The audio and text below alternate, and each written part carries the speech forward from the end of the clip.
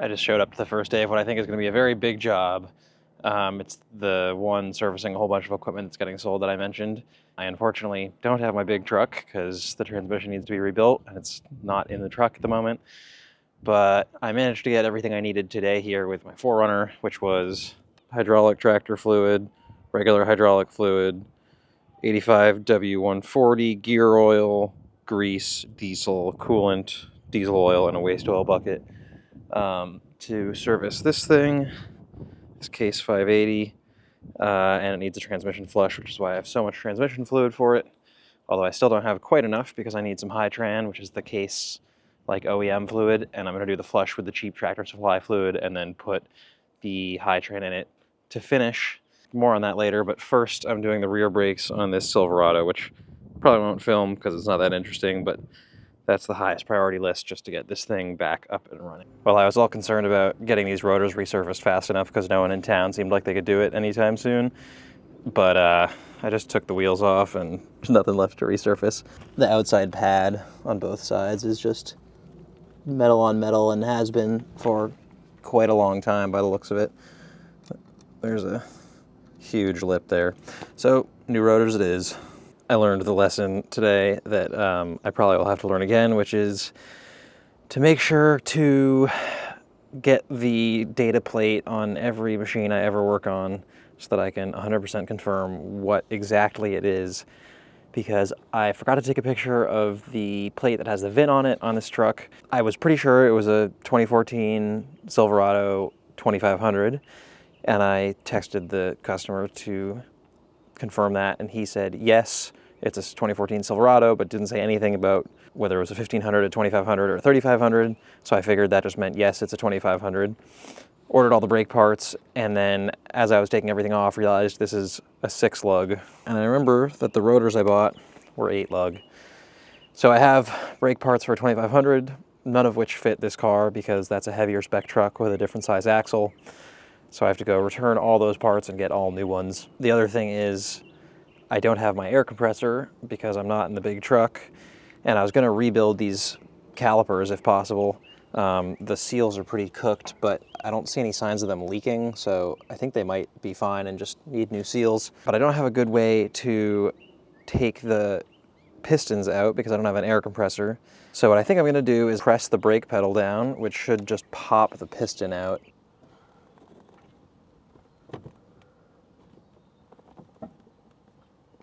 As I was doing it, I realized this will only work on one caliper because as soon as there's no pressure in the system, the other one won't move because all the pressure will go out of the one with the caliper removed. So I don't think that's going to work. I think I just have to replace the calipers. It's a bummer. Got the brakes done the rest of the way, no problem. But now when I turn the truck back on, I'm getting this warning here. And the pedal feels weirdly clunky when I'm driving. Check the front brakes, they look fine. After doing a little bit of looking, seems like this is probably because the ABS module needs to get bled, which I need my scanner for, which I don't have because I didn't think I was gonna need it, and I was trying to pack a lot of things into a limited space car, so I'm gonna have to come back and do that next time. The brakes do work, they just feel kind of weird. The other thing that this truck needs is the rear wheel bearings. I found a good amount of play radially in the rear axles when I was doing the brakes. So I'm gonna do that next time too. And I guess I'll do with this brake problem at the same time. Okay, backhoe time. This thing doesn't start. The guy who lives here named Martin, who's super nice, said he thinks that it just isn't priming because it hasn't been running a while.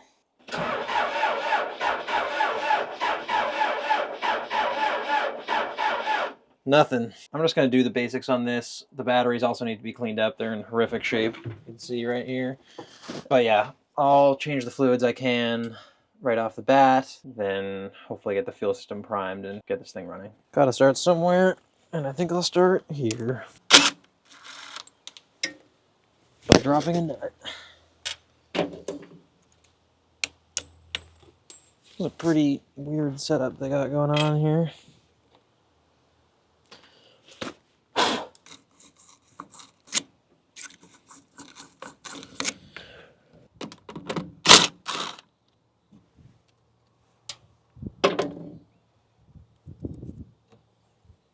That's seen better days. I just pulled the washers that were holding these two terminals down, and they're like hardly there anymore. I'm gonna replace these next time I'm here.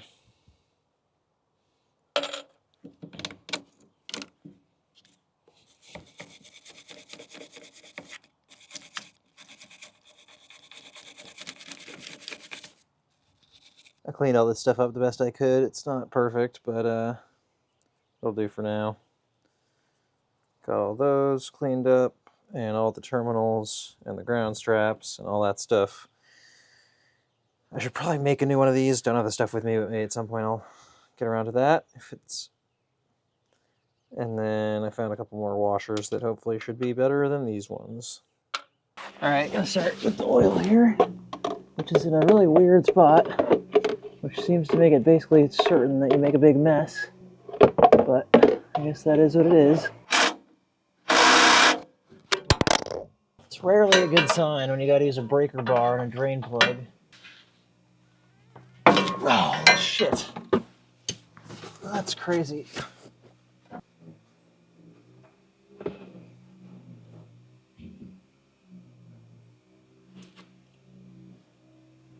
Also, just why would they put it right there? There's definitely some goop on this drain plug, but no chunks. Let's see if this thing's welded too.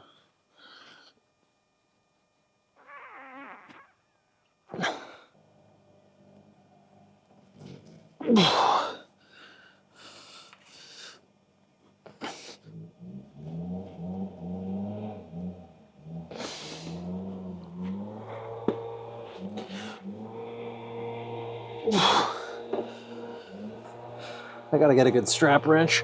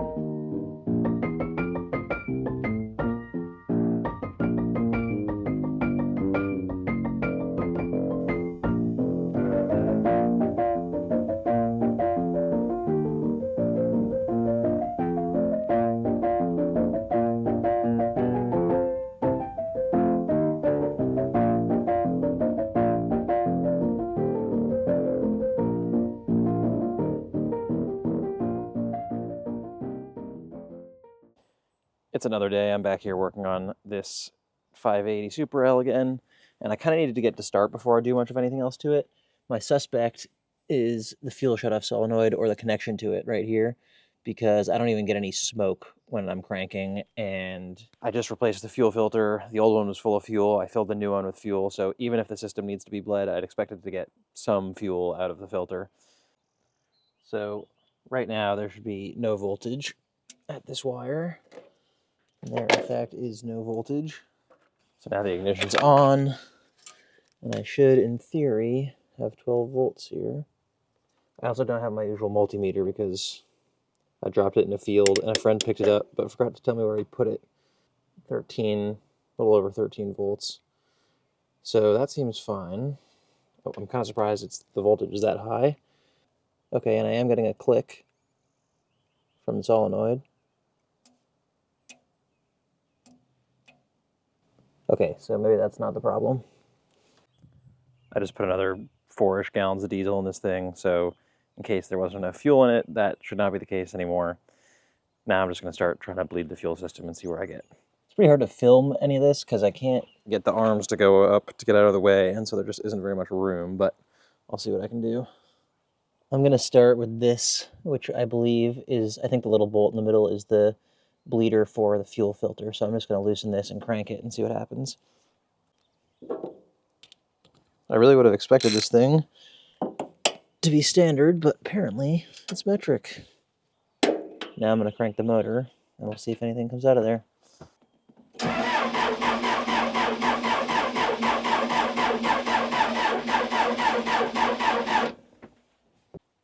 Probably shouldn't have put the camera directly in front of where the diesel was spraying, but it seems to have mostly missed the important parts of the camera. Now I'm going to crack all the injectors and see if I can get anything going on up here. Now let's see if we have any action at the injectors. I can already see that this one's wet, so that seems promising. But I can't see anything on the others. So I'll give it a crank and we'll see.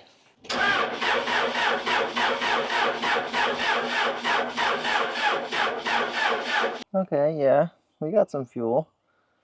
We have the most on 1 and 4, and then there's definitely a bit on 2 and 3. I'm just going to give it another little bit of cranking and then tighten these down and try again.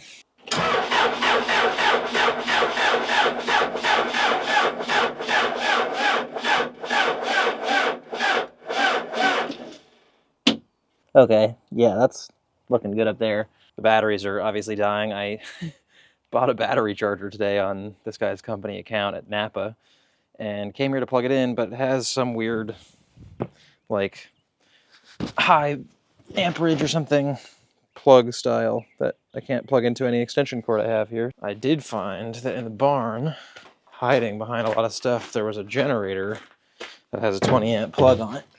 I'm gonna try and drag this thing out of here and see if I can get it to start so that I can charge those batteries.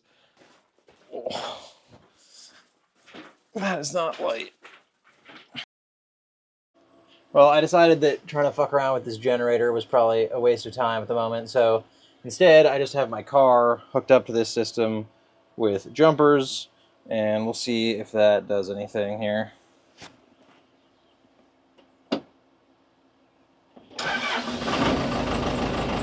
Sweet! That's more like it. There's some belt squeaking pretty bad, but started up no problem. I don't know if you can hear me, but I think that tensioner is completely toast. Now the question is, does everything work? Also, I'm not very good at running one of these.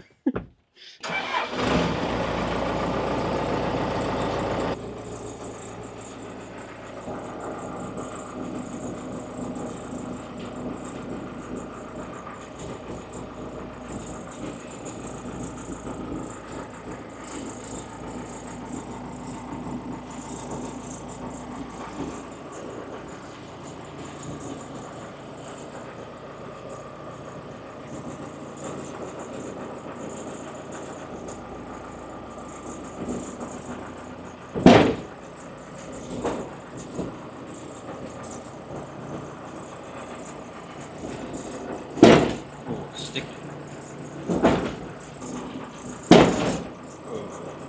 It really sticks in the tilt up position.